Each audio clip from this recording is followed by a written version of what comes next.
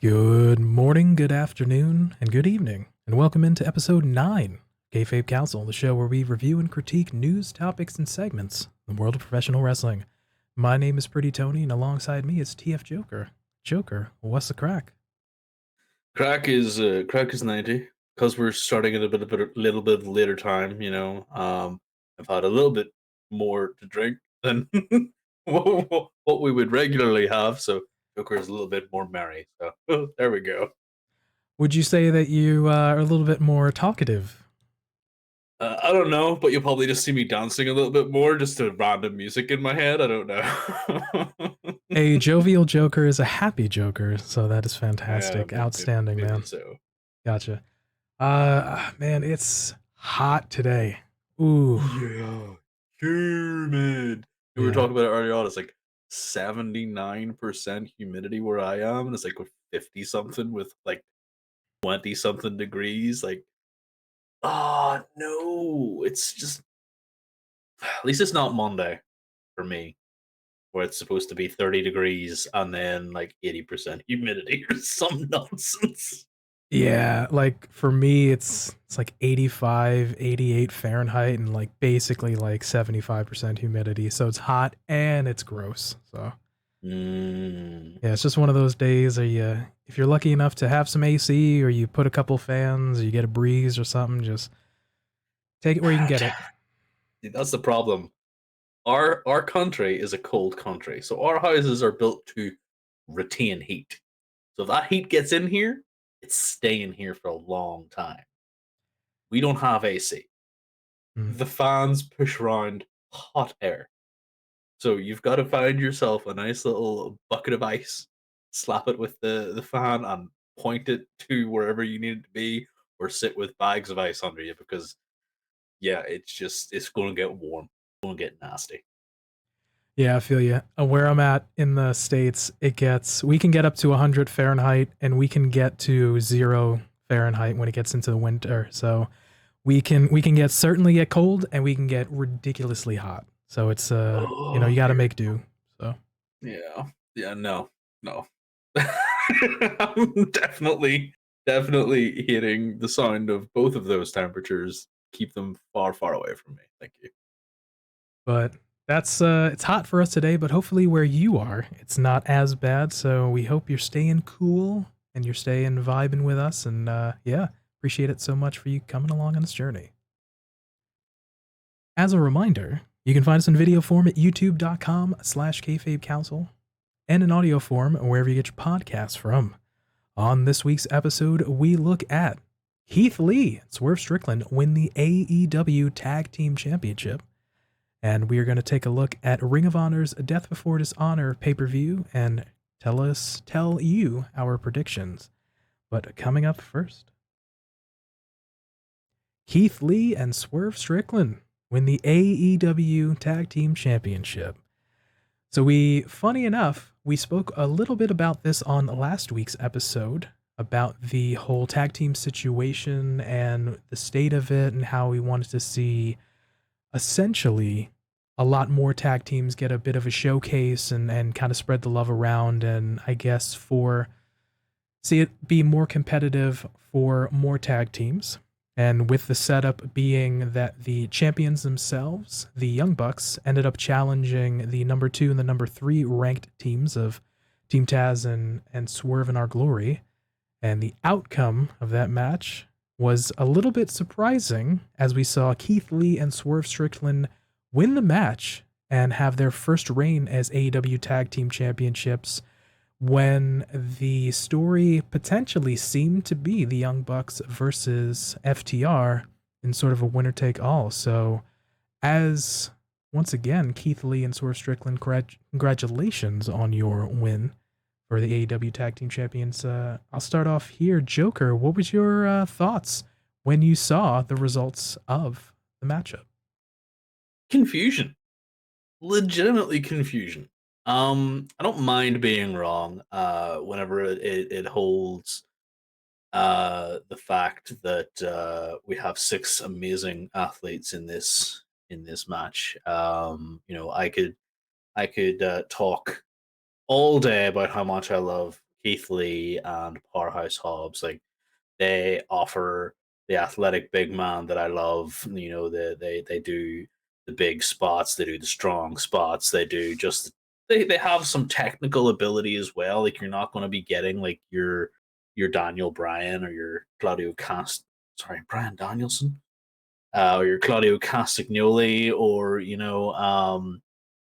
anything out of them at this point in time. You give them time, they'd probably put on an absolute banger. But anyway, those are my two like favorite big men, along with Wardlow, rounding out my favorite trio right now. And I just really want singles runs for them. And the fact that you have, Ricky Starks in there, who's just another level of talent, is really good.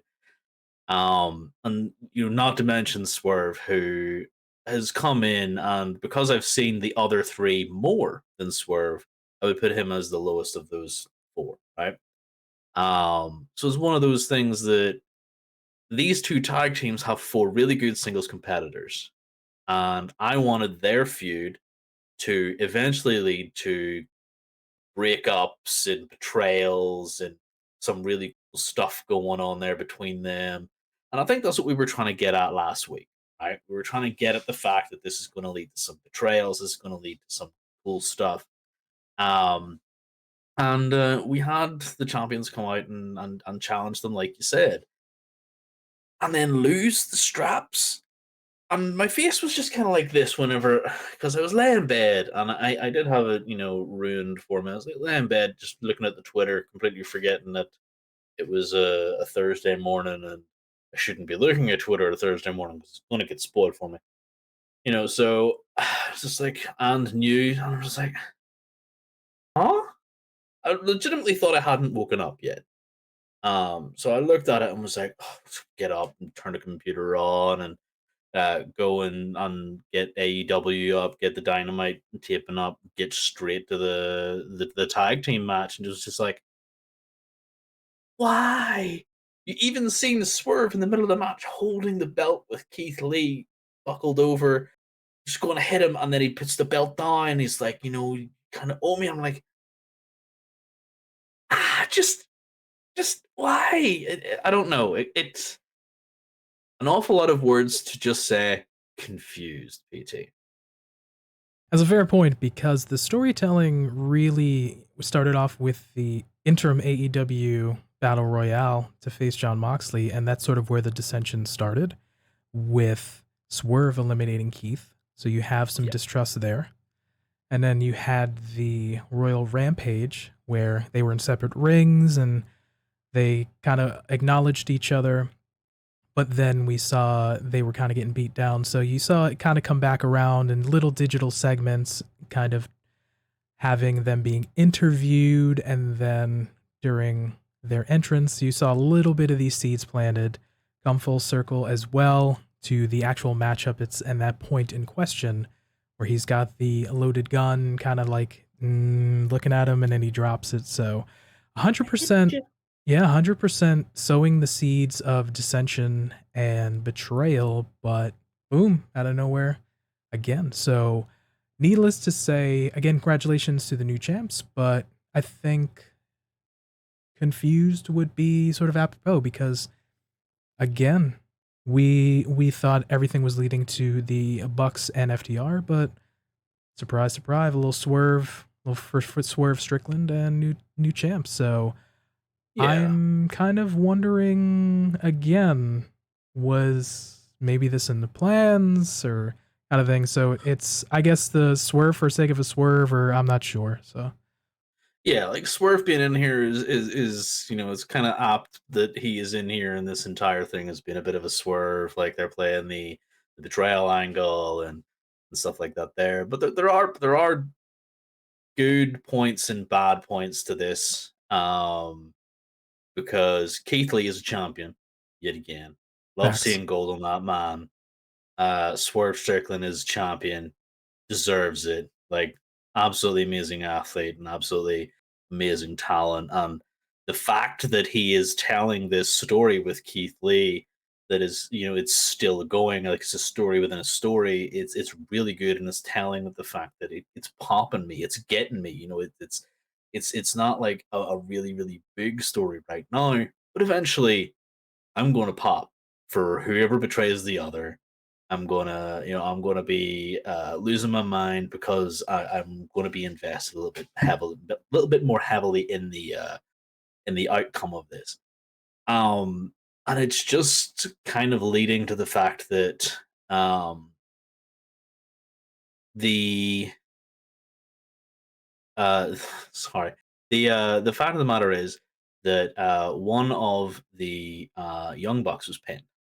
Can't remember who was pinned. Wasn't it? Was it Matt or Nick? No, so the end of the match was Swerve hit the double stomp on Ricky Starks. So Oh, it was Ricky that got pinned. yeah, Okay, no, then I Ricky got got pinned. completely So confused. So I was just like completely confused. That's what I was thinking about. Was it? Never mind.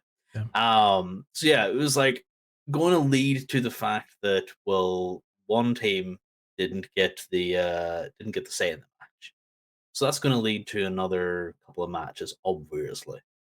But I don't think it's done with Team Taz, and I honestly think that the fact that Nick and Matt didn't take the pin here leads leads this down a very dangerous road.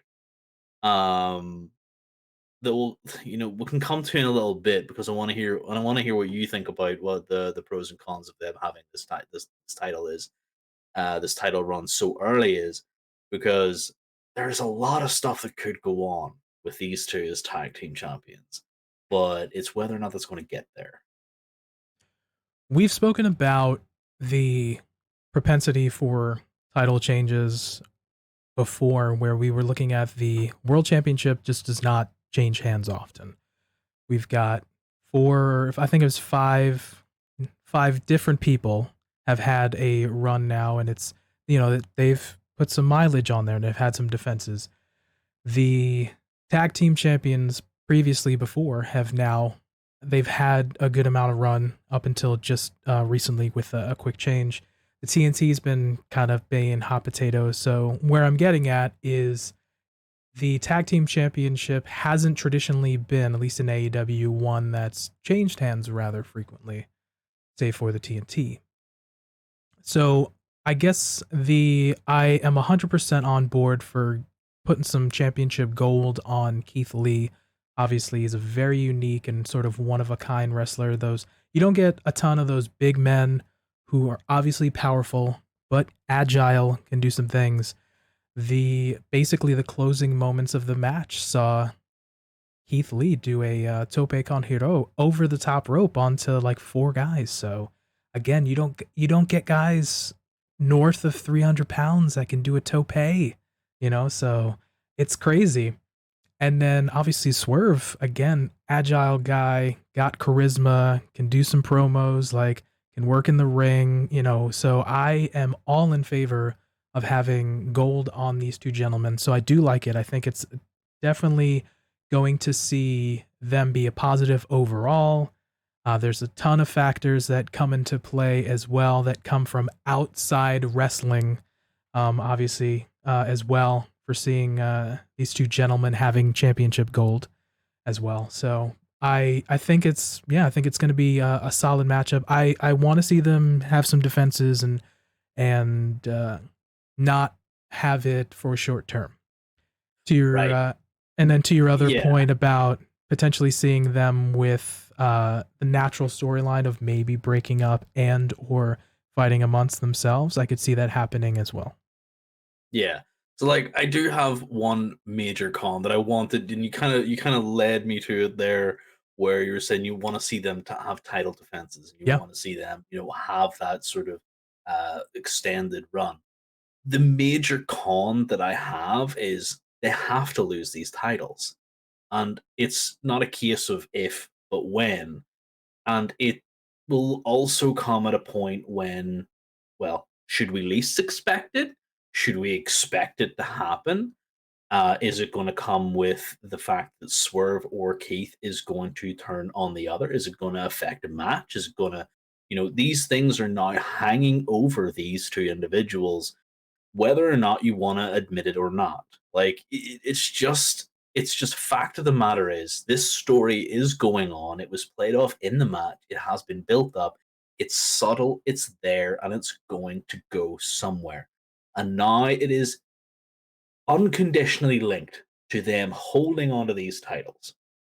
And I have no problems with saying that if they do manage to hold on to them past All Out is in September, Early then I September, will be yes. happy, right? The fact here is I see, and that was a spoiler for later on. I don't really care. I see FTR versus Swerve and Our Glory at All Out for these tag titles. If that's not on that pay per view, I will be very surprised because the FTR are the number one contenders for the AEW World titles at the minute. Swerve and Our Glory hold them. They are going to get involved with FTR after they defeat the Briscoes at Death Before Dishonor. Like I said, we'll come to that. And then you're going to have them want to take those titles so that they can do the whole, we got all the gold shtick and nonsense. That's what they want. Now, will that happen here, or will Swerve and Keith be like, well, title for title? If you want to try and take our AEW titles, we want to take your Ring of Honor titles, et cetera, et cetera, et cetera.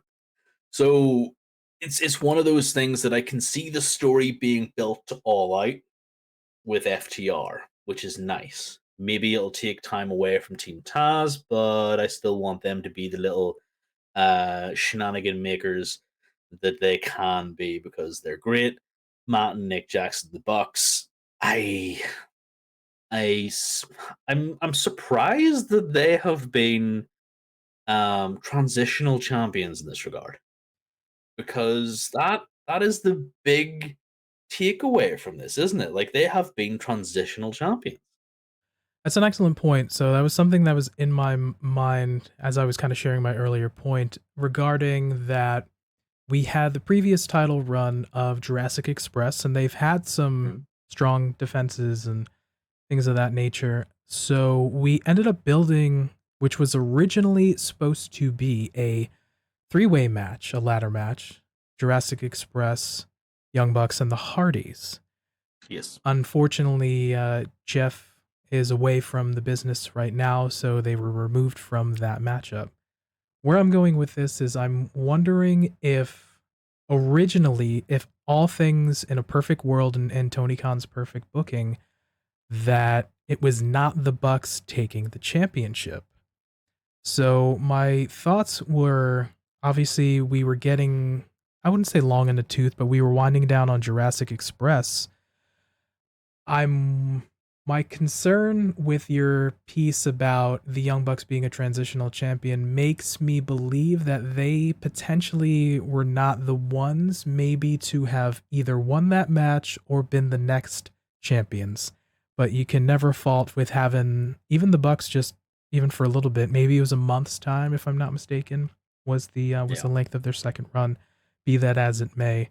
So I'm wondering if the change up that now have put the championships on the Bucks had changed things around, because now we have it on Swerve and Our Glory. So I had heard rumblings around that they wanted to kind of elevate and put some other teams in there. So that's what made me believe that, all right, maybe this was a response to that. Maybe it was hot shotted to Swerve and Our Glory because of a potential situation like that.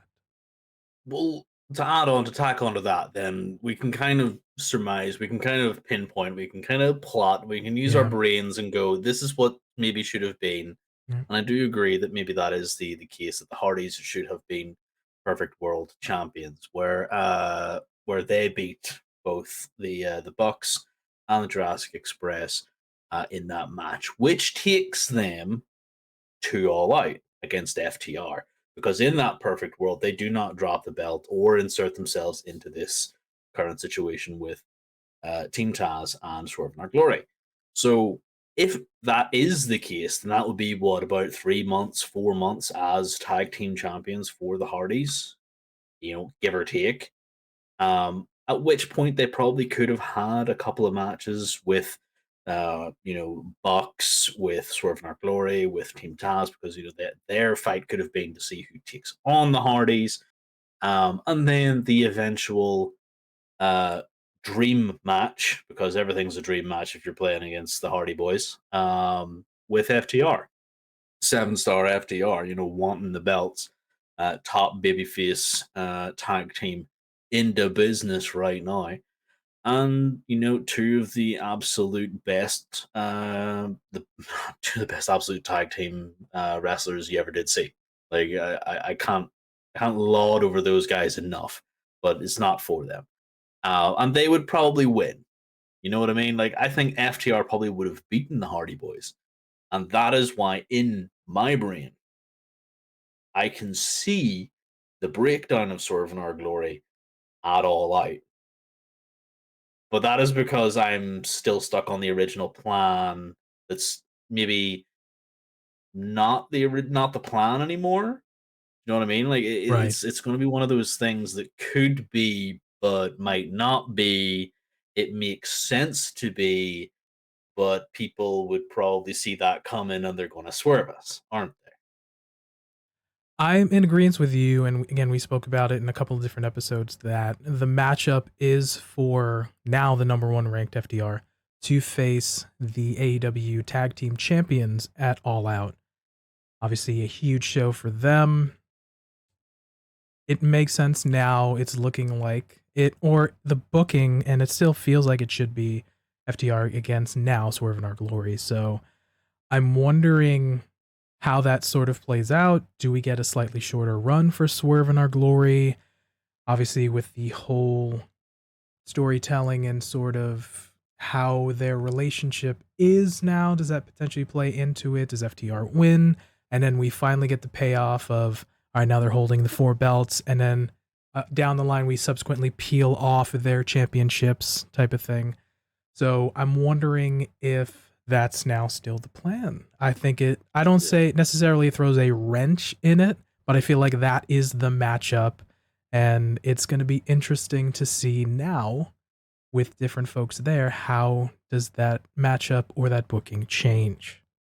Yeah, I permanently have my armchair booker hat on whenever I consider some of my favorite wrestlers.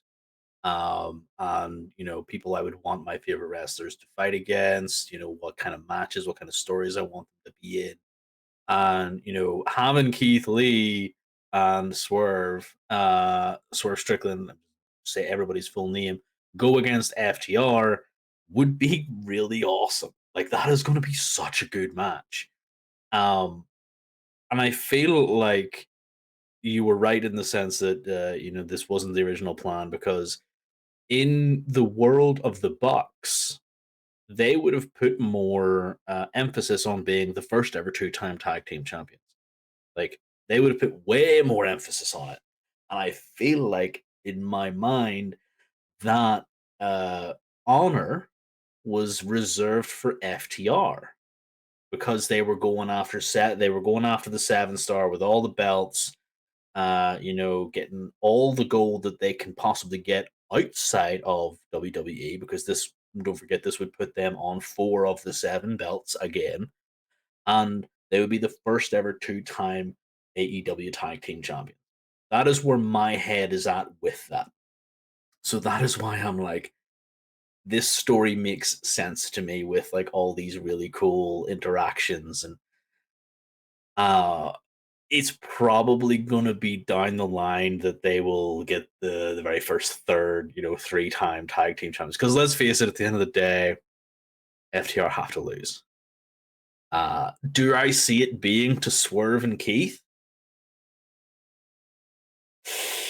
I don't know. I can't answer that question. Like, I asked my own question, but I can't answer it. Like, I legitimately can't, because only Keith and Swerve can tell us what their story is going to amount to. And in a perfect world, they dodge FTR they dodge FTR for a little bit longer, and then just go like we've been planting seeds. You've all been following these breadcrumbs that don't make any lick of sense, and they come out as two big heels, and it'd be so funny, it'd be so good, convoluted, yes, but at the same time, you got to have a heel team versus babyface team, and I don't see FTR hitting that heel turn anytime soon. You brought up an interesting perspective in your last point about the FTR is big on accomplishments or accolades, Mhm. They are, and yep. the notion of we were the first 2-time or potentially now we're the first 3-time or something of that nature would speak volumes, and it makes sense about who their characters are and how things would play out.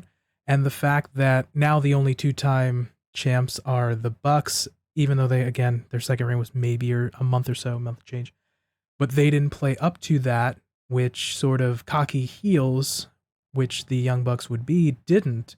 Makes an interesting point. Again, maybe going back to my notion of maybe it wasn't originally supposed to be them. So that's actually a really good point. I do like that. Hmm. Mm. It just kind of, as we were talking, it kind of popped into my head that, well, FTR is going big with this 7-star thing, 6-star initially, then 7-star, whatever else. So it kind of just put into my head that yes, they were maybe um chasing these accolades, as it were. And it definitely does, like you said, it lends to their character. And it would have been nice to see, because I do genuinely believe that they would have made a huge deal out of it. Like, we're 7-star, we've got 4 of the belts, we're the first 2-time AEW tag champs. I just think like it would be super big. Um, and because of that coming into my head, it's legitimately up in the air whether or not Keith Lee and Swerve Strickland can topple the Giants. Excellent point. Yeah, I think that sort of reinforces my affirmations of potentially it wasn't exactly the original plan. Yeah. Mm. But to bookend that previous point, I just see a ton of pros. I really don't see cons or negatives when it comes to having Keith Lee and Swerve Strickland as the champions. Is a lot. The positives far more outweigh any negatives. But when we think about the future of the tag team and sort of their reign and stuff, we spoke just now briefly a little bit upon it. We feel like the matchup is with FTR, the number one ranked team. The potentially next big match coming there, potentially winner take all again for all the championships. How does that play? If I if I were sort of on the booking team or I was in Tony Khan's ear, I actually would like to see something along the lines of sprinkle a little Kenny and Hangman, in the sense of obviously like you get to a point where they're sort of not getting along. They're a tag team, they're a unit, maybe not the best of friends, but that, they're a damn fine team together. But towards the end of sort of that run, they have a really good match and they lose. They don't turn on each other, but they lose.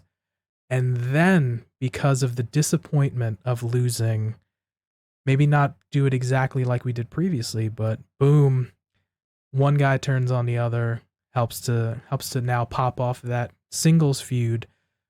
Obviously, maybe first couple matches with that person, and then through on to the others. So I would feel like that would maybe feel more comfortable, or I would like to see that more than just be like, you know what, boom, in the middle of a match or pre-tape or a backstage segment, wham, here comes the turn. Yeah. Well, I mean, you mentioned Kenny and Page. Who would you have be the Kenny to the others, Hangman Page? Because whenever that feud started after them being tag champs and being a really good tag team, worked really well together, like you said. But they both wanted to pursue singles gold, and they wanted that AEW World Heavyweight title. What would you want to see? Who would be the Kenny, and what title would they go for? Would they go for the TNT? Would they go straight for the AEW Heavyweight? And then who would you have being the hangman to catch up to play that big old baby face? And I feel like, I'm kind of presenting you with answers here, but, I want to hear what you would have to say as to who would play those roles. And do you think maybe people would see that? And do you think maybe that they would be like, oh, this is just them rehashing old story beats?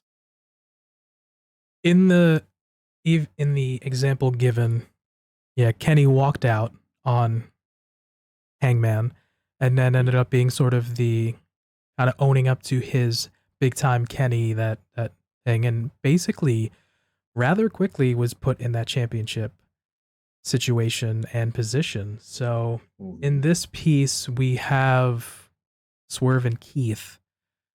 The obvious with the seeds of sown because we have dissension from Swerve. Swerve was just threw him over the top rope, have the distrust from Keith.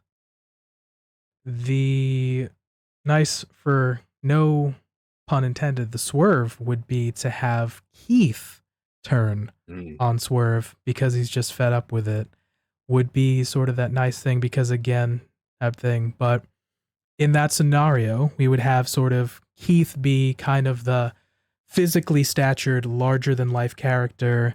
He's a fun talker. People have been giving him guff for being a an NPC in a role playing game. So indubitably, Indubitably. that notwithstanding, obviously the to take shades from sort of the pundits, if you do the airport test, if you just look at Keith Lee, huge dude, right? Has a kind of speak softly, carry a big stick, but like can turn it on. Obviously, we've seen in matches. So I feel like he might have the slightly more superstar, big deal feel to him in a shorter amount of time. So I feel like he would go for, let's build him up.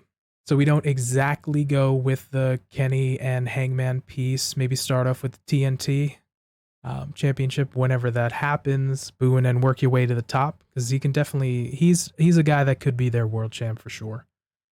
But I see that. I see that. I would love it to be the swerve of the swerve and be Swerve turn on him and just kind of accentuate it. But then that would kind of make Keith a bad baby face in the sense of you got turned on and he got turned on again, and it kind of doesn't look good for a potential baby face look for Keith. So I'm gonna go with Keith turning on Swerve. See, I would like to see Keith turning on the Swerve. Like you mentioned it before, the obvious NPC in the room. I like the cadence with which Keith Lee speaks. I like his vocabulary. I like the fact that he is not constant. He is not Eddie Kingston. He is not talking about murder. He is not talking about drinking blood. He is not talking about beating the tar out of people. He is talking about how he will eat a thesaurus and then spew the words out at you and confuse people. I was going to try and make an equivalent comment, but legitimately, my vocabulary does not meet the level at which Keith Lee currently stands. So I will go off and I will come back with something that is Keith Lee worthy. Just hang on.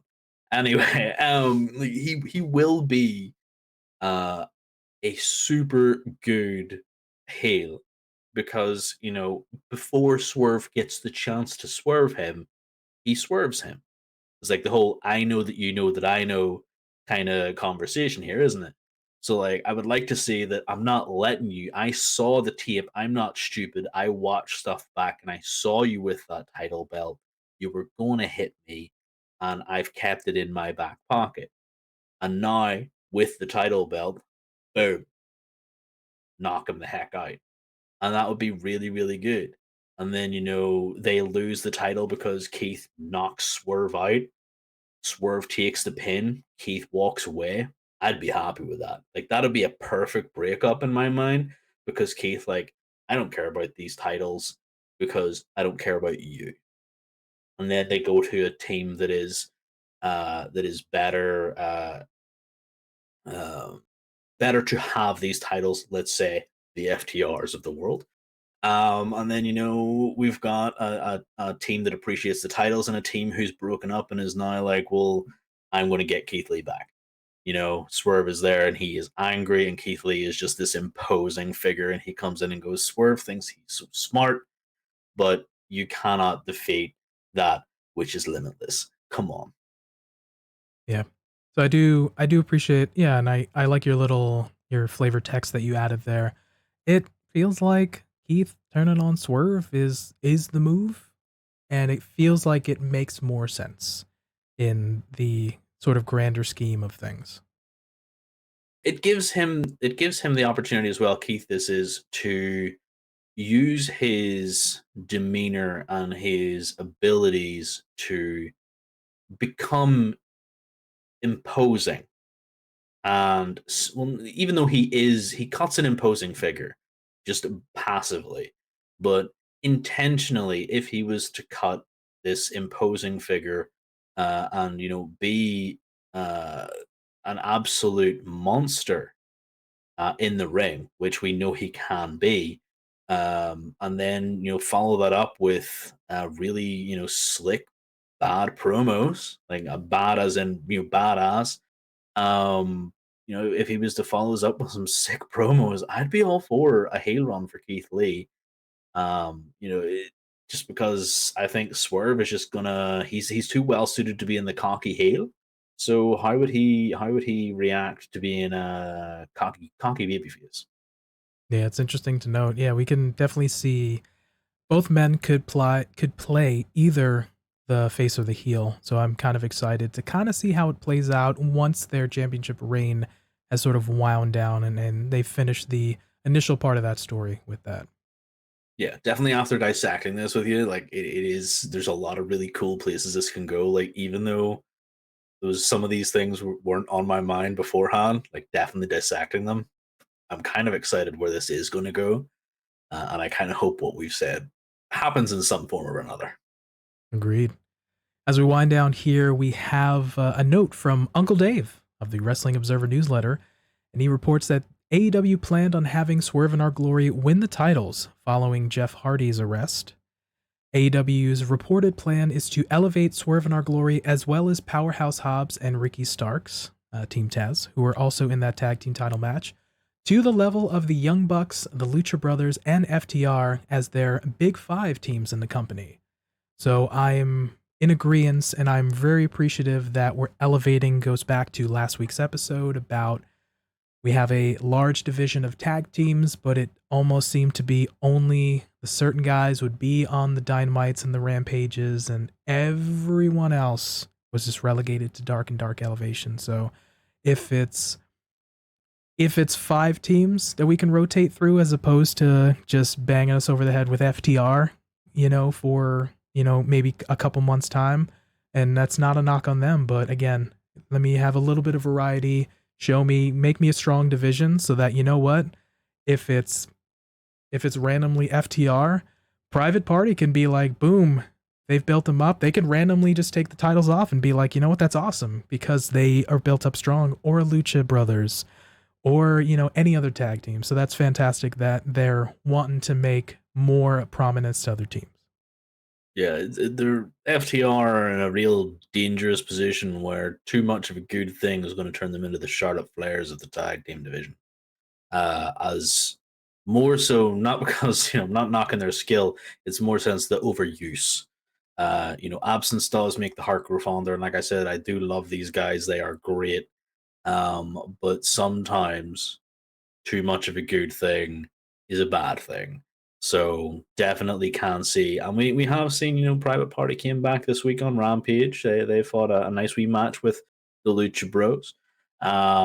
Definitely love seeing Phoenix and Penta have an absolute banger of a match. So yeah, it's definitely really good to see another tag team come back into the fold with Private Party. Hopefully nice and healthy, and puts on so because they can put on a couple of nice high flying clinic matches. So it'd be good to see them thrown in the mix too. And those are our thoughts on Keith Lee and Swerve Strickland's big win on Dynamite, capturing the AEW Tag Team Championships. Did you agree with us? Did you disagree? Let us know down in the comments below on YouTube or hit us up on Twitter or Instagram. And let us know your thoughts on them winning the tag team championship. Coming up to our next topic here. This coming Saturday, we have Ring of Honor's Death Before Dishonor. We're going to take a look at the matchups and share our predictions about who's going to win. First up being here, we have Mercedes Martinez facing off against Serena Deeb for the Ring of Honor Women's World Championship. A little bit of insight here has been Mercedes winning the championship at the previous pay-per-view in April, Supercard. And we ended up having now her defending it on some dark shows. She's more recently been in a tag team again with her now opponent, Serena Deeb. And it's been a little bit of a kind of what you can do, I can do better. We're frenemies. You know, I'm going to keep my friends close, but my enemy closer piece from Serena Deeb. And they've ended up having some tag team matches. And now subsequently, they've kind of been on the outs. And now it's looked like now it's confirmed that Serena Deeb will now challenge Mercedes Martinez for the championship. Yeah, this is it's an interesting one because I do like the dynamic of anything you can do, I can do better. And it does play into the whole Serena Deeb professor character, her being one of the best female technical wrestlers. Let's face it, she's probably one of the best technical wrestlers AEW has, period. And she's in there with Mercedes Martinez, a relative newcomer who has, compared to Serena Deeb, rather, she she has held this championship since Supercard of Honor, and I did watch as she took on, I believe it was Willow, because it was a vacant. It was a vacant title, right? So the Ring of Honor Women's Championship at the time of Supercard of Honor was held by Impact's Deonna Purrazzo. So they ended up having Mercedes Martinez face off against Willow Nightingale for the sort of vacant, sort of interim deal. And then they ended up having the matchup between Mercedes Martinez and Deonna Purrazzo unifying or having that sort of undisputed championship. Yeah. So I did see the match with Willow and Mercedes, and it was an amazing match. Like, I was very impressed by Willow in that match, more so because, again, she had this sort of amazingly quick style that was very power based. Like, I love, like I've said to you before, like I love these people who have a power style that can move quick, like the athletes that who just show that they are more than, a high flyer, or I can deadlift you in a stalling German suplex or something. Like, Willow was amazing in this fight against Mercedes Martinez. And, the fact that Martinez was really, really good in that match as well, kind of lent me to the fact that I was like, okay, yeah, really, really cool. Looking forward to see what she can do. Legitimately, dark elevation tag team with Serena Deeb. Like, why? It just fell off a cliff for me. This is, without, trying to seem condescending, this has been terrible, a terrible build. Because outside of the fact that, I really like the fact that anything you can do, I can do better. Because if you want to build this title up, and it's the same with the AEW one, the AEW women's title. If you want to build this title up, make it more prominent. Give these fantastic athletes a chance. Put them on your show proper and give them 15, 20 minutes of your time, because I'm sure that they will put on an absolute clinic. Like, if we have to, then we will see an awful lot of individuals come to the fore that will put on some matches that are probably better than what the men can do. all hyperbole aside, all criticisms aside, this for me is going to go into the fact that I want Serena Deeb to win this match because I feel like she has had a couple. Now, she doesn't need to win this match, but neither does Mercedes Martinez. But Mercedes Martinez needs to inject herself into the AEW title scene. And that is why I want Serena Deeb to take this Ring of Honor title and cement herself as this cocky professor of wrestling. Because now I have this title to back it up. Whereas Mercedes, goes off and she could be the one to beat Jade. And Jade could go off to another, the other title. Or she could go off and she could be the one to beat Thunder Rosa. Because Serena Deeb has already kind of, vacated the TBS scene and has lost to Thunder Rosa. So have Mercedes go in there, do that, go. Job done. Serena Deeb to win. We'll sort of get the elephant in the room out of the way for the moment. The first elephant would being that we haven't seen the best of booking when it comes to any of the women or the women's championship in terms of builds towards matches. Haven't been the best. AEW does a better job building towards the men's championships than they do the women. So we've spoke at length in previous episodes about that for sure. The second elephant in the room is since acquiring Ring of Honor and with the pay-per-view that they had Supercard in April, we haven't seen the Ring of Honor representation and or the Ring of Honor titles a lot, or it's been inconsistent in terms of fitting in time for the viewer on Rampage or on Dynamite. To your point about the Ring of Honor Women's Championship has been defended on Dark, so at least they're representing, but it's a challenge that they're trying to still keep it a tad more relevant, but it's not as well represented to the audience at large. So we're seeing this, and it's potentially, just so we can get it sort of out of the way with the build when we talk about the subsequent matches. Be that as it may, it's been a challenge to see, and I do agree with your points about 10-plus year veterans in both Mercedes and Serena. I do like your point about potentially having Mercedes get a little bit more visibility to fight for a potential TBS or women's championship in AEW, so I do like that.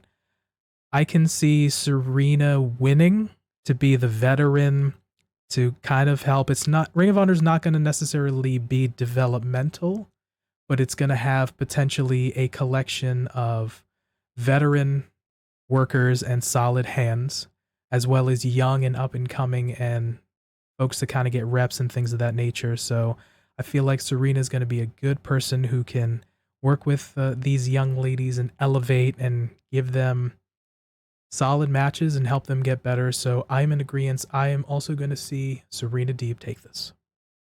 Yeah, the connotation is definitely there that this is a pseudo-developmental, but that is strictly from a fan's perspective, that's what they're seeing and saying. And from that connotation, that is 100% why I feel like we should give it to these veterans that, Serena Deeb can lead this new wave of professional wrestlers, and I feel like she is definitely a really good champion to have. And hopefully that can change when Ring of Honor potentially gets a streaming deal. They might get a show on some kind of network or some sort of a little bit regular cadence when it comes to programming and a showcase for these Ring of Honor stars and roster. All right, so we're in agreement that Serena Deeb will take the Ring of Honor Women's World Championship off of Mercedes Martinez. Coming up to the next matchup here, we have FTR facing off against the Briscoes. We running it back with Dem Boys in a 2 out of 3 falls matchup for the Ring of Honor World Tag Team Championship. So the stipulation of the 2 out of 3 falls came in a sit-down interview in a digital where it got a little heated, but we're kind of going old school. A little 2 out of 3 falls, a little NWA, a little Southern wrestling style. So I do like the little bit more flavor text of the now next level in the second matchup between these two teams. I had never seen them boys, the Briscoes, uh, in a match before FTR had sort of, said this is a match that I want to have. You've seen their sort of banter back and forth, and I know of all of the stuff that maybe surrounds the Briscoes with regards to comments made earlier in their careers and stuff, and how people handle them, and that is all well and good. Whenever I watched Super Card of Honor, I was genuinely impressed. I am not a huge fan of tag team wrestling, and I know I've already stated who I think is going to win this match, but I want to just reiterate the fact that I do think that this is going to be a really good match on the night, because the Briscoes put on an absolutely amazing match with FTR in the first place, in a losing effort. And, I feel like they're going to come out of the gate strong. And I can go so far as to say that they're probably going to get the first of the three falls. This 2 out of 3 falls match thing is just absolutely an amazing idea. Like whoever just thought this would be, anything other than amazing. Like, come on, 2 out of 3 falls. The Briscoes have got to take that first fall because they got to come out vicious. They got to take FTR by surprise, and I 100% want them to take that, so it puts FTR on the back foot. Then you get this quick second and third, or you can have a quick second after the first. FTR just kind of go ahead and roll back up and get there, tying it up 1-1, and then they go for another 20 minutes for the third fall. Like, there's so many ways they can do this, and the 2 out of 3 falls stipulation is great, especially for these two. Yeah, I'm in agreement that they are gonna have this could potentially be match of the night, honestly. Between You can on say this that about a couple of matches, yeah, actually. on this card as it's presented now, this could definitely be match of the night potential. Obviously, both of these teams can go. And if you haven't got a chance, again, there's a bit of controversy surrounding the Briscoes themselves, but in Ring of Honor, especially their Ring of Honor Hall of Fame members, they've had too many championships to name at here. The list would go on and on. That notwithstanding, they are a solid team, and they showed that against FTR at Supercard of Honor. I am in agreement that this is not going to go 2-0. This is going to go to the third fall, with obviously the team splitting it and then having a fight, a tooth and nail to get that third and final decisive fall there. So, yeah, I am in agreement that this is just going to be a really good match. So, who do you see winning this one? Well, I did spoil my own pick earlier on whenever I said whenever I was talking about the Keith Lee and Swerve Strickland stuff. FTR is going to win this one, and it is down to a couple of things. The fact that the Briscoes are more Impact related these days, I believe, and the fact that they're probably not going to be running around with those Ring of Honor World Title Championships as long as Tony Khan owns Ring of Honor. Um, that is unfortunate because I would like to see more of them against the likes of FTR. I would even like to see them against the Bucks. I'd like to see them against a couple of other teams too. But FTR is, in my opinion, going to win this one and hold the 2-0 over the Briscoes, over them boys. I'm in agreement with you that the FTR will take ultimately the 2 of the 3 falls and win this matchup again for sort of the same reasons that you've mentioned again with them not being signed by AEW, the Briscoes I'm speaking of, as well as leading to potentially storylines down the line that feel better suited to having FTR being the champions and retaining here. It's not to say that we can't potentially have another matchup, maybe in a different promotion for FTR and Briscoes, but I'm going to say FTR wins as well.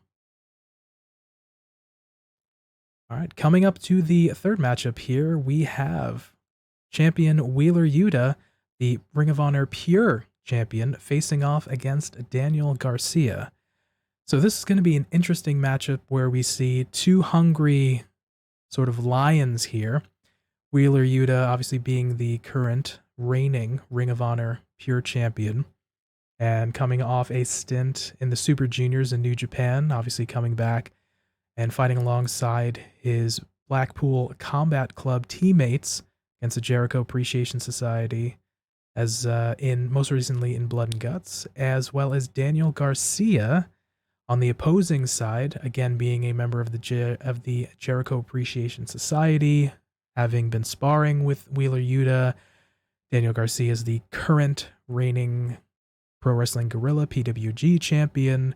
So this is just definitely going to be a banger, all things considered. Two guys, young guys that can go. And this is going to be a hell of a matchup. This is the one I'm looking forward to. Legitimately, this is the one that I'm looking forward to, but the second most, actually, I have to say. Because whenever Yuta faced Josh Woods at Supercard of Honor for this pure wrestling title, I had no idea what the pure wrestling title held.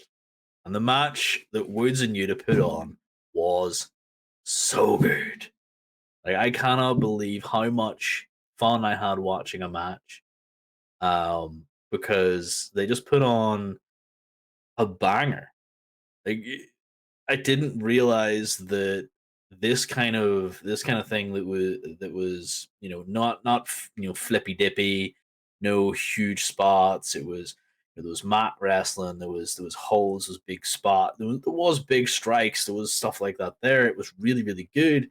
I enjoyed the match, and like you said, these two are now on both sides of a divide by their team captains, let's say, of Eddie Kingston and Chris Jericho, and we've seen them get together on numerous occasions before this and put on violent matches.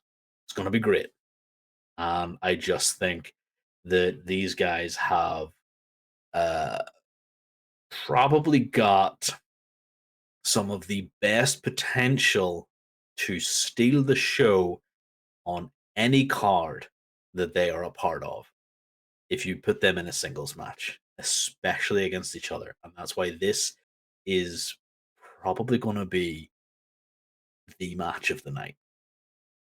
This has a potential for the widely based folks to potentially be a sleeper that people may not think is going to be a very, very good match. Again, folks maybe aren't the best versed in terms of familiarity when it comes to Wheeler Yuta, when it comes to Daniel Garcia. They may have seen them be sort of auxiliary players within their factions themselves, seen them in matches and things like that. But you have an opportunity again. Wheeler Yuta can go again, coming out of the Super Juniors and the matchup at Supercard of Honor.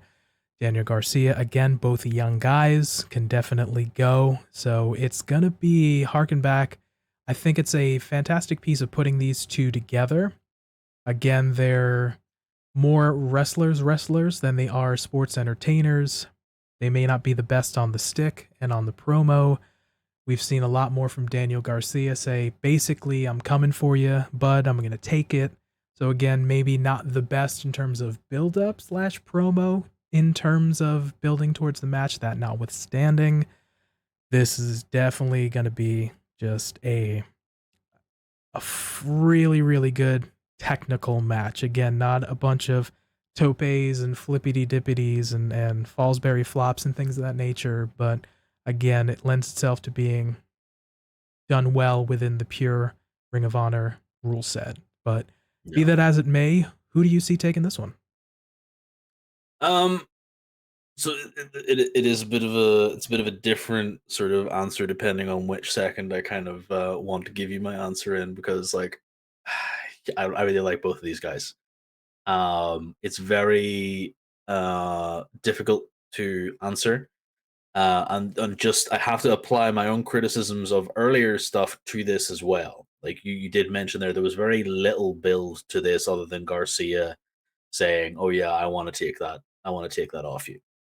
Um, the only other reason that I see this as a really good match where I wouldn't see um where I wouldn't see the Martinez and Deeb match as a really good match is because of the stuff that I said in that sort of recap. These guys have had a platform. Yuta and Garcia have had more of a platform, and so the excitement around their match is more palpable because they have been on pay-per-views recently. They were at in a big cage, bleeding everywhere. You know, they were doing big spots and wrestling with big names. They have had these big opportunities, and that kind of offsets the fact that they have had this pretty lackluster build. Um, like you said, they're not the best on the mics, and that has been my big criticism of some individuals who are currently holding belts. You know, I've been very critical of people who cannot hold belts or who cannot speak on the mic and hold belts. Um, Case in point, it's just not going to make me happy to see a champion who can't talk for themselves or at least have a mouthpiece. All that being said, because I'm legitimately from second to second still going on, it's Yuta, it's Garcia, it's Yuta, it's Garcia. I'm going to see Garcia take this match because even though this is one of the first, I believe it's his first legit um, defense of the title. I don't know if he actually defended it anywhere else. I'm just trying to find out if he did. Doesn't look like he has actually defended it, at least from cursory glance that I can see.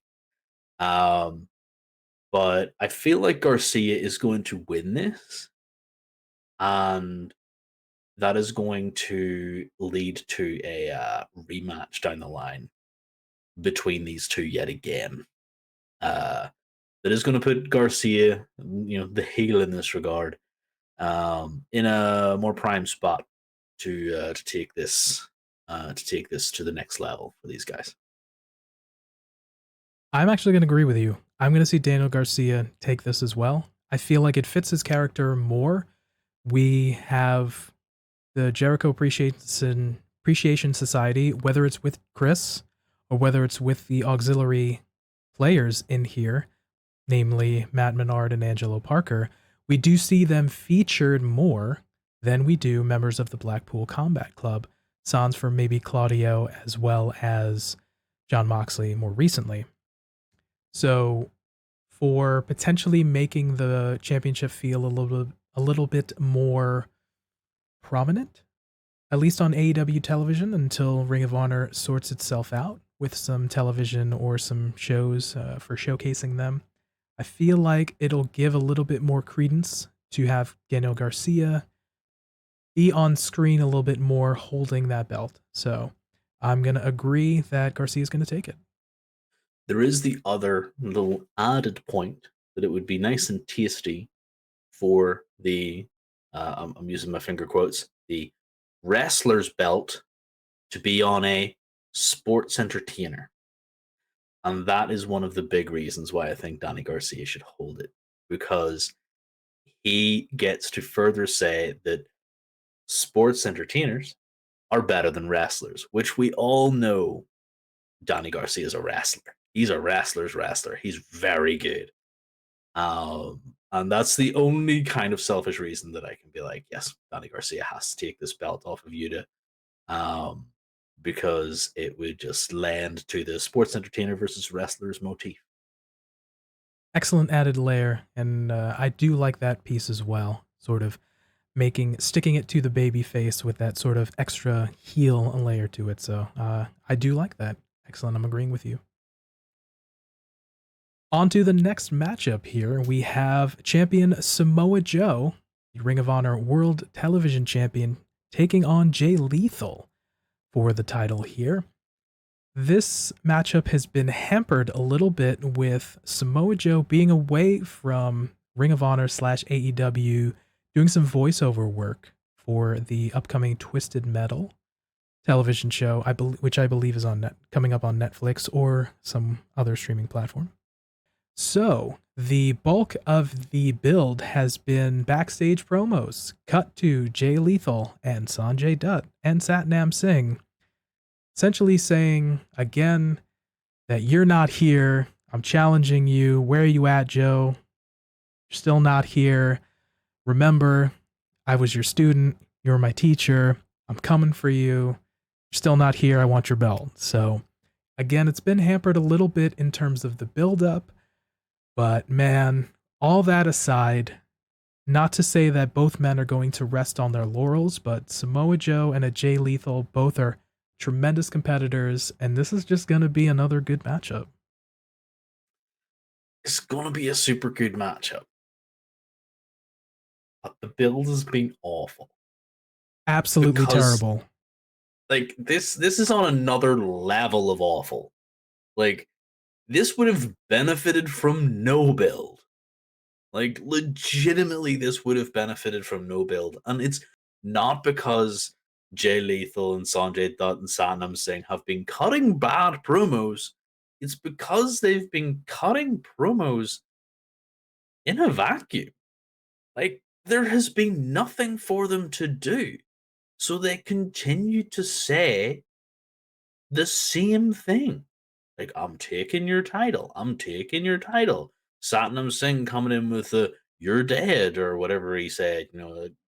He said a couple of words a couple of times, and it's just one of those things that they've had to bring in Christopher Daniels on Rampage, cutting a promo, saying he's my friend. I'm going to fight you before the match that you guys have next week. Like, okay, cool. But that doesn't add anything to this match. Like, because we know what's going to happen with that. Daniels is going to get in, Satnam Singh is going to interfere, Jay Lethal's going to win. And that is to keep Jay nice and clean for Joe. So that he's not going in, he's not going to fight a 20-minute technical masterpiece with Daniels. It's something to add to this awful build.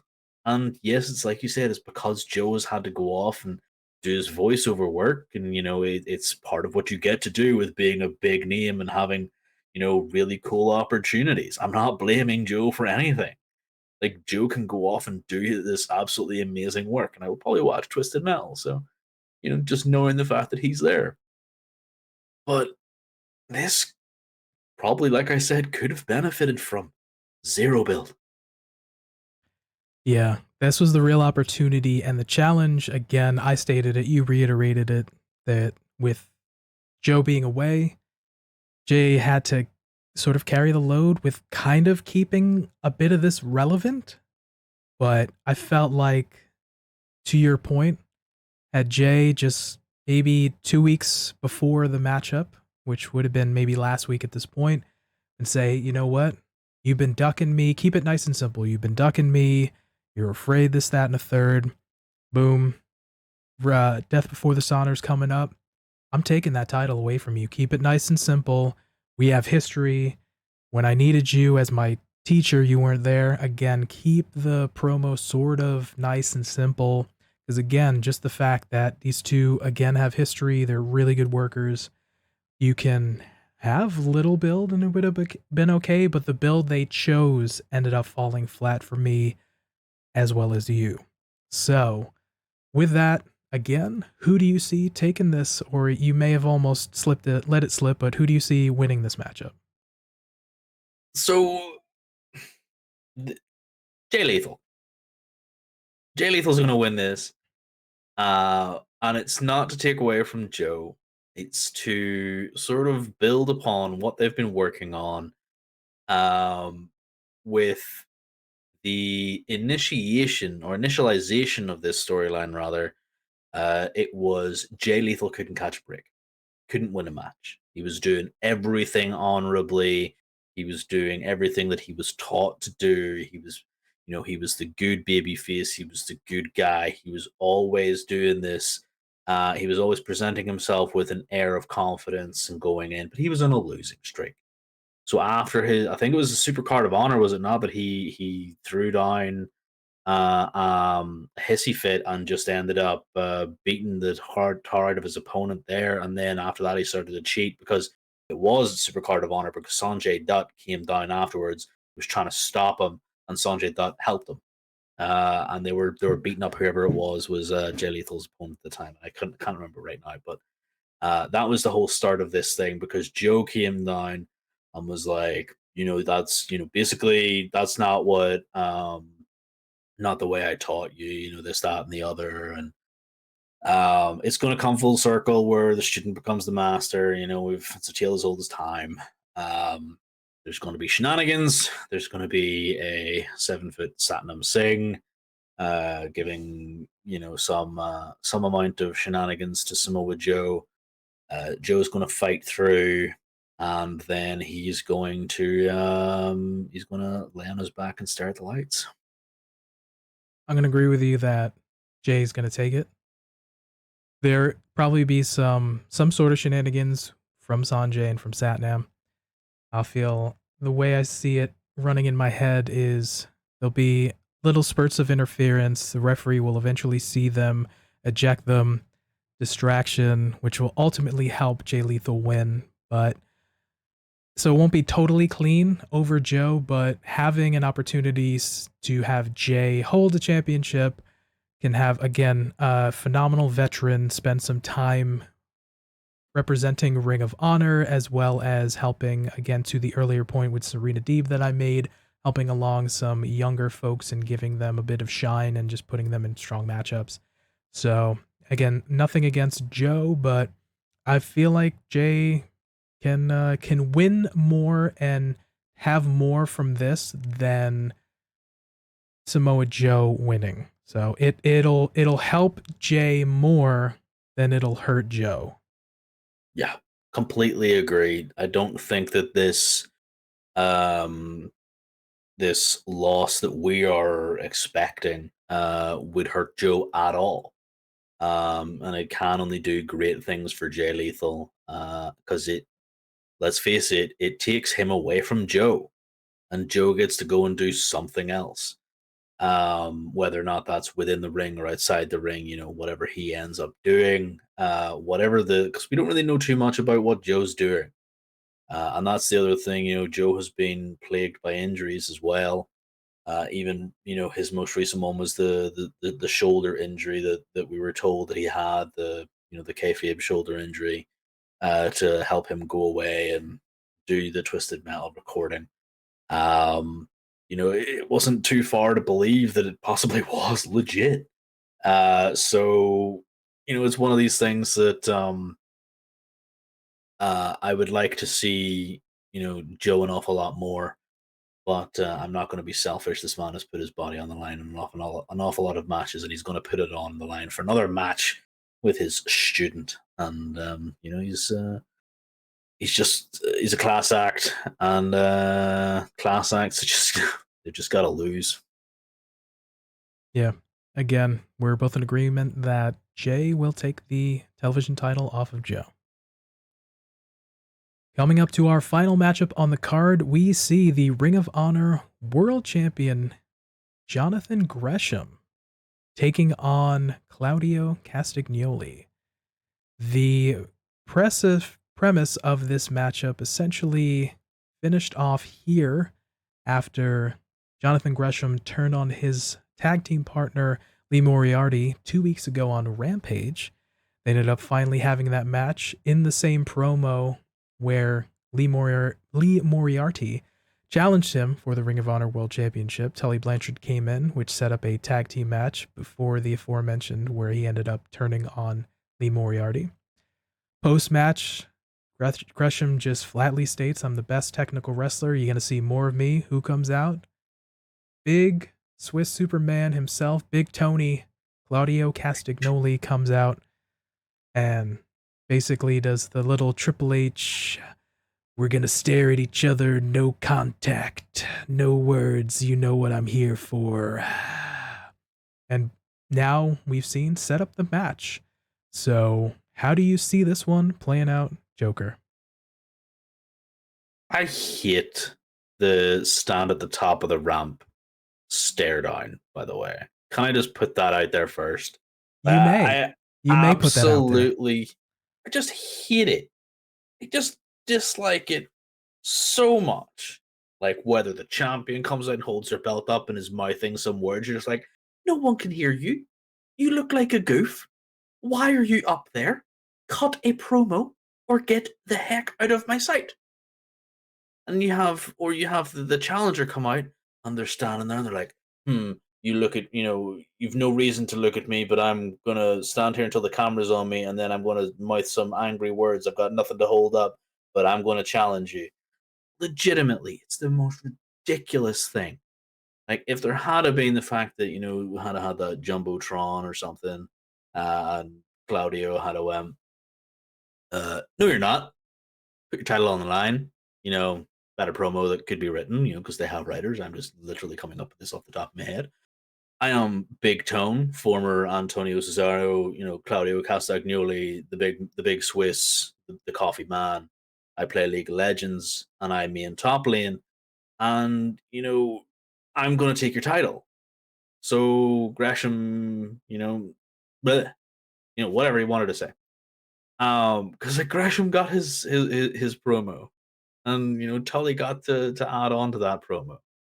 And in this match, it's going away from logic. Like I try to base most of my predictions on logic as to what I think should happen and what would make the most sense, and mold them to stories that don't yet exist, and what I kind of think would be the best. I'm taking a slight detour from that, and I'm going, this is what I want to happen because I'm being very selfish with this one match. Claudio Castagnoli has never won top tier title gold. He has never won the Ring of Honor World Heavyweight Championship. He has never won a title in any other promotion he's been in. Big title, like top title. According to other news, he's won tag titles, he's won mid card titles, whatever he has won. Claudio Castagnoli wins this title because he deserves it. And by that same token, we get to see more of Jonathan Gresham on AEW TV. Not saying the fact that we don't already get to see enough of him, but we get to see more of him. And I am excited to see more of him. Like, as part of, any Tully Blanchard enterprises or, whatever, I don't care. Bring Gresham to AEW TV. Do it as soon as possible. Because his presentation, we've talked about it before. I love his presentation. He comes down with the mask, the flag. He looks so good. He looks like a champion. He can wrestle anybody, and that's why this match is going to be really good. This is the match I'm excited about because I want Claudio to win this, and it's just one of those things that these two competitors are so good, and I have so much respect for both of them. But I want Claudio to win because I have wanted him to win everything since the fact that, I even found out about him. Excellent points. I'm gonna go with the previous piece that we did, who I want to win and who I see winning. Who I want to win, I'm in agreement. I want to see Claudio for all the reasons that you mentioned. Deserves it. Been in the business a long time. Solid hand type of thing. Can help lead this. Be the championship. Be the champion of your promotion / division type of thing. A lot of this lines up. The combination of if it ends up going that way, 2 world champions being in the Blackpool Combat Club. Ooh, looks good on paper for Lord Regal for recruitment. Hey, this is what I did with these guys. Another former multiple time world champions in our stable. Bryan Danielson, looking good type of thing. So all things considered, I definitely would like to in my heart of hearts see Claudio win. Who do I see winning? Jonathan Gresham. Because He is a phenomenal athlete. This is going to be a fantastic match regardless.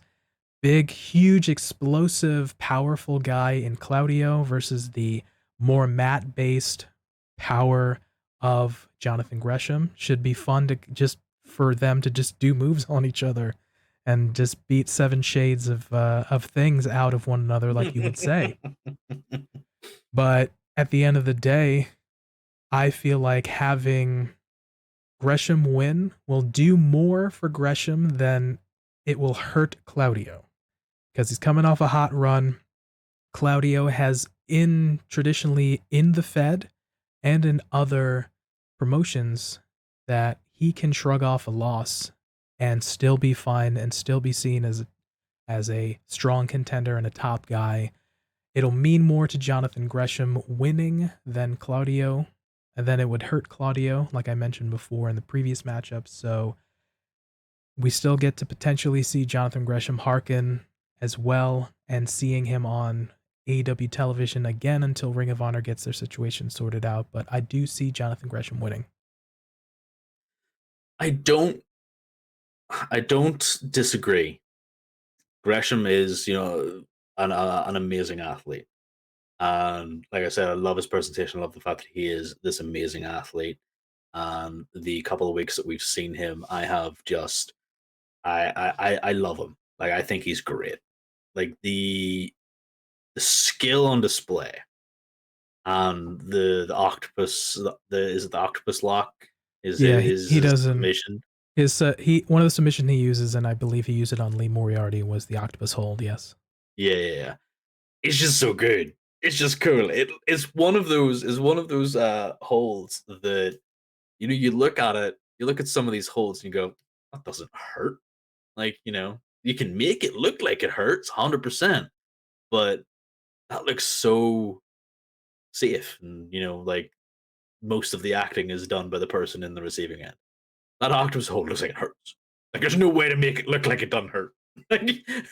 And he just looks so good going into that hold.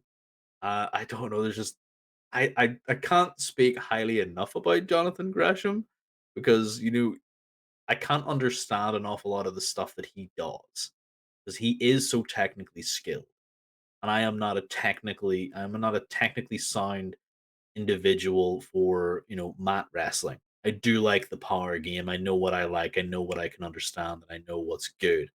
And Claudio does offer an awful lot of the really good technical stuff that is there for him, but he also offers that power game, and he does offer more power than an awful lot of other individuals. And for me, he can easily overpower an awful lot of individuals. Jonathan Gresham is going to have his work cut out for him. And like you said, the Blackpool Combat Club having two top world titles in top of their promotion world titles in the Blackpool Combat Club will put a feather in the cap of Lord Regal, and he will smile wider than he's ever smiled before. Now, obviously, if Wheeler Yuta retains the Ring of Honor Pure Championship, we're wrong about the Danny Garcia fun times, sports entertainer, yada yada, taking that off him. Three titles in the Combat Club. What's Danielson to do? Him versus Wardlow to take the TNT title, you say? Okay, cool. Sorry, I'm fantasy booking outside of this show. Just ignore me. So that is why I really want Claudio to win this. Also, the fact that I don't want to see him be Tommy Dreamer of his career, where he never wins the top title and he has to be forced to take the dang thing. Take the title. This was a big step for you. Ring of Honor was the basis of your career. You deserve this. Have your flowers. Please take this. But obviously, I can't dispute your points about Jonathan Gresham. Even though we picked different folks to win this match, I would have to say And I'll speak for you because you're probably in agreement that either one of these guys winning would just be awesome regardless. So 100%. Yeah. that being said, those are our picks for Ring of Honor Death Before Dishonor. Let us know what your picks are down in the comments below on YouTube, and or hit us up on Twitter or Instagram to let us know what you think as well. As we switch gears here, we're coming up to Quick Hits. Once again, for the new folks joining us, Quick Hits are little segments that happen throughout the week that we may not have an opportunity to full-fledged talk about here, but we definitely enjoyed them. We're sort of Pop the Boys segment that we really just wanted to share, and we got a kick out of them. I do have one for this week. It ended up happening on this past week's episode of AEW Rampage, and featuring the Gun Club coming out to explain the situation and their recent breakup and dissension with the Acclaimed. We have Tony Schiavone interviewing Billy Gunn. Billy Gunn basically stating that he treated them better than he did his own kids, speaking to Anthony Bowens and Max Caster. But ends it here with saying, there just comes a time when Daddy Ass has to drop the hammer. Interesting turn of phrase. And you hear Chris Jericho on commentary laugh and just jokingly say, Daddy Ass. And 100%, I just initially legitimately laughed out loud because, you know what, sort of bro character, and Chris is just like, this guy, Daddy Ass. But 100%, we've grown to know and love the nickname, but I totally got a kick out of just sort of Chris Jericho breaking character on commentary. I am in mourning, and therefore I do not have a quick hit this week. I am in mourning for the loss of the Ass Claimed.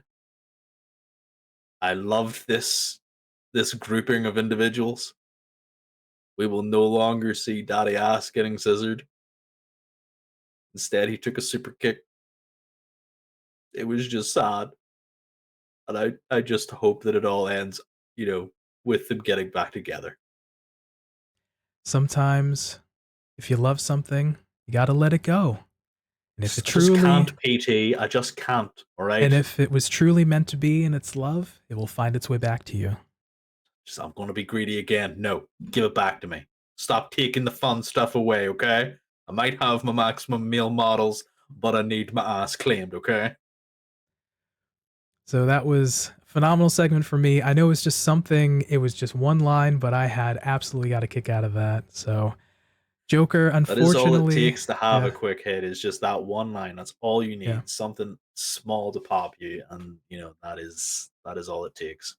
Joker, like I mentioned, it doesn't have to be a huge segment. It doesn't have to be a huge match or a huge thing. Sometimes it could just be that little moment where you're just like, I got a kick out of that. So, but from what you said, you don't have a quick hit this week? No, dude, I'm in mourning. Like I said, I'm just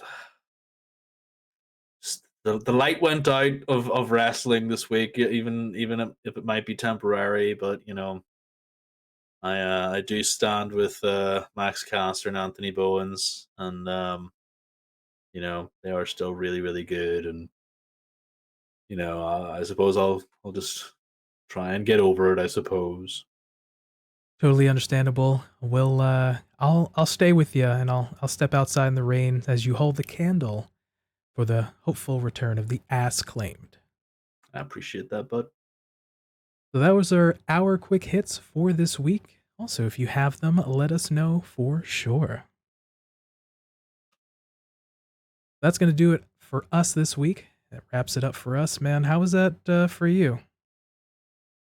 Yeah, it was good. I was legitimately surprised that we fantasy booked an awful lot more this week than we normally do, because I was just fantasy booking like a madman. It also, it shows that our commitment to wanting to be invested in these characters and these wrestlers and these stories, that we have notions about where the story is at the moment, where we would like to see it go, where we have potentially auxiliary players coming into the play and how that can affect. So it might seem a little bit more like we went in depth with more fantasy booking this week, but again, we enjoy these guys, and we definitely are invested and want to see, hopefully, good and better things come out of it. Speculation is a really good part of storytelling as well, to see where the story is going to go and where you want your, fan fiction is always a good thing, because it adds another layer to what can possibly happen.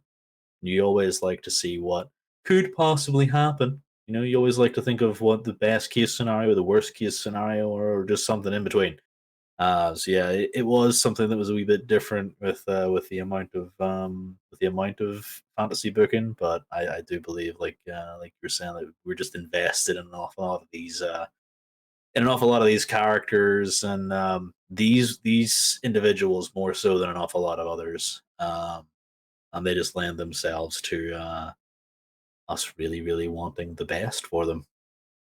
Agreements. So we appreciate it, and hopefully you liked some of the things that we had to present. So for TF0ker, Thank you very much for spending some time with us this week. and for me, Pretty Tony, we thank you for your time and letting us be a part of your day. And remember, be good to yourself, be good to each other, and we'll catch you next time. Peace.